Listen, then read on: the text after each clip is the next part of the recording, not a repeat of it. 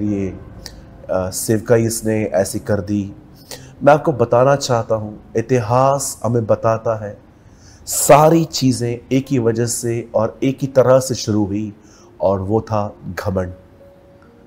आज मैं आपको बताना चाहता हूँ कैसे हम इस घमंड में फंस जाते हैं और कैसे हम इसे बाहर आ सकते हैं, क्योंकि कलाम पाक कहता है कि परमेश्वर दीनों पर अनुग्रह करता है लेकिन वो घमंडियों का सामना करता है। और आप मुझे बताएं, अगर परमेश्वर हमारा सामना करे तो कौन जीत पाएगा उससे?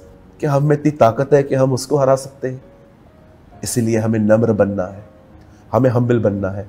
आइए मैं आपके सामने एक पैसेज रख रहा हूं। मैं इसमें से आज कुछ पढ़ नहीं रहा, लेकिन मैं चाहता हूं कि आप इस सभा के पूरे होने के बाद, इस वीडियो के पूरे होने के बाद आप इसे पढ़ें। मैं आपके सामने एक रेफरेंस रख रहा हूं, लूका का 18 अध्याय उसका 9 से लेकर 14 तक। ल्यूक चैप्टर 18 वर्स 9-14 तक। मैं चाहता हूं आप सब बड़े ध्यान से सुने।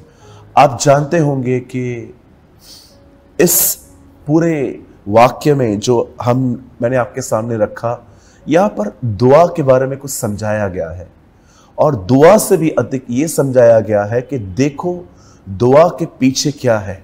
यहां पर दो लोग बताए जा रहे हैं। बाइबल बताती है एक चुंगी लेने वाला था और दूसरा फरीसी। एक ऐसा व्यक्ति था जिसको समाज में कोई इज्जत नहीं मिलती थी, हर व्यक्ति उसे गलत नजरिए से और उसे तुच्छ समझता था। लेकिन दूसरी तरफ एक ऐसा व्यक्ति है जो फरीसी है, जो परमेश्वर के वचनों का ज्ञान रखता है, सिद्धांतों का ज्ञान रखता है। अब देखिए, जब दो लोग ये प्रार्थना करने के लिए मंदिर जा रहे थे, एक ने प्रार्थना की कि प्रभु मैं इसकी तरह नहीं हूं, मैं व्यभिचार नहीं करता, मैं अपना टाइट देता हूं, दसवांश देता हूं, मैं सब कुछ करता हूं। लेकिन दूसरे व्यक्ति ने ये सारी बातें नहीं कही।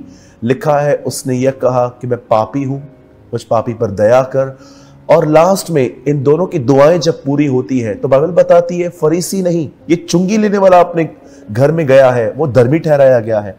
आज मैं आपसे एक बात पूछना चाहता हूं, इतने भले काम, वो कहता है मैं व्यभिचार नहीं करता, मैं दसवांश देता हूं, मैं अन्यायी नहीं हूं, लेकिन वो कहता है प्रभु मैं पापी हूं, मुझ पे दया कर।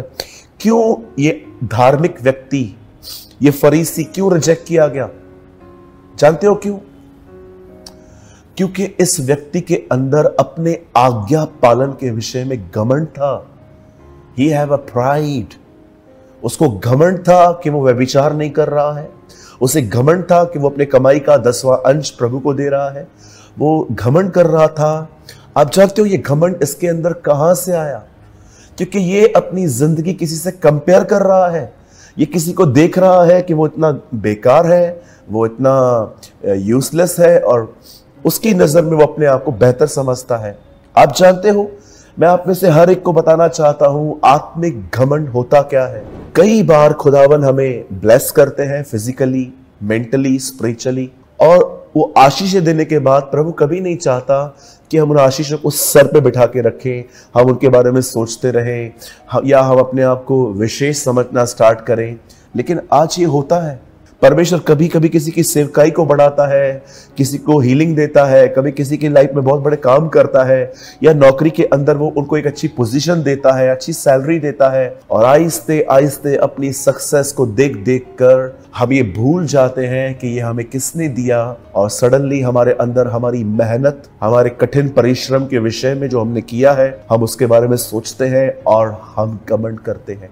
कई सारे लोग जब अचानक प्रभु में आते हैं, विक्ट्री पाते हैं पाप पे, फिर गिर जाते हैं। क्या कारण है? क्यों हमसे बार बार वही पाप होते हैं? आप देखिए, इस वीडियो का नाम क्या है? क्यों एक ही पाप बार बार होता है? उसका एक मेन रीजन है स्पिरिचुअल प्राइड।